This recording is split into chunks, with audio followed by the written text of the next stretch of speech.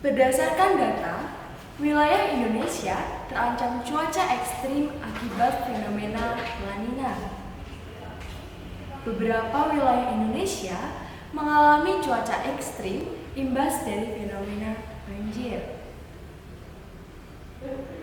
Pemirsa, Indonesia memiliki 5.600 sungai induk dan 600 diantaranya berpotensi menimbulkan banjir.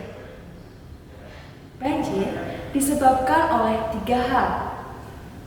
Yang pertama, aktivitas manusia yang berdampak kepada alam. Yang kedua, ialah peristiwa alam seperti curah hujan yang tinggi dan naiknya permukaan air laut. Yang ketiga, degradasi lingkungan. Kurangnya penutup tanah, penangkalan sungai, dan penyempitan aliran sungai. Pemirsa, dampak banjir sendiri cukup mengerikan.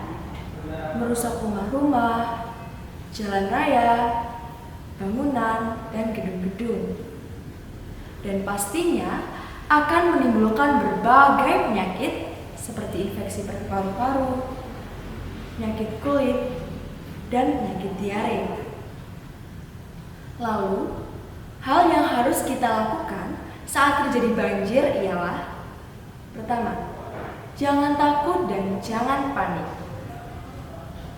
Kedua, matikan aliran listrik atau hubungi petugas untuk mematikan aliran listrik di wilayah yang terkena banjir.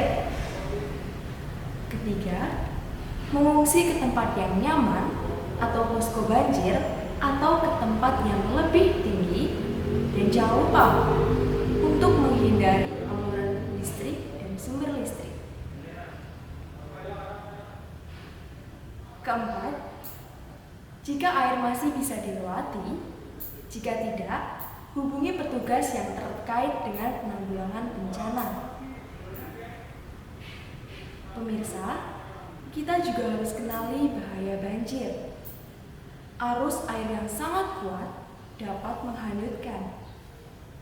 Dan hindari benda-benda yang terbawa arus, seperti potongan kayu, pohon, dan benda-benda lainnya. Dan selalu waspada terhadap aliran listrik karena akibat terkelupasnya kabel dan robohnya tiang listrik.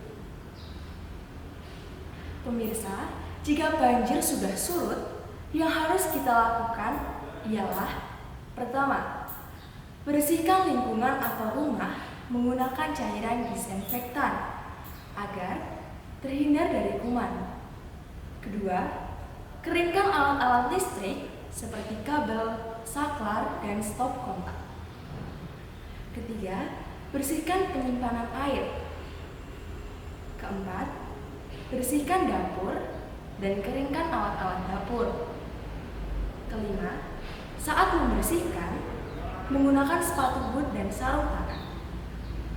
Keenam, hindari kerumunan dan jangan lupa untuk selalu menerapkan protokol kesehatan seperti menggunakan masker, mencuci tangan, dan menjaga jarak.